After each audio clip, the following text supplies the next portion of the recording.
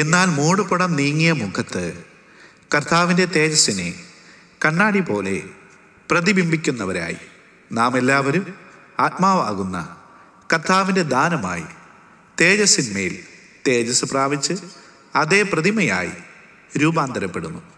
കൊരിന്ത്യർക്ക് എഴുതിയ 2-ാം ലേഖനം 3-ാം അധ്യായം 18-ാം വാക്യം. നിന്നെ വിളിച്ചവനുമ്മയുള്ളോൻ കണ്ണിൻ മണി പോലെ കാത്തിടുമേ. അന്ത്യം വരെ വഴുതാതെയവൻ താങ്ങി നടത്തിടും പൊൻകരത്താൽ.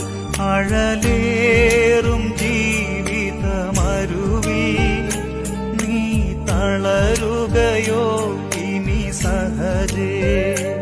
അഴലേ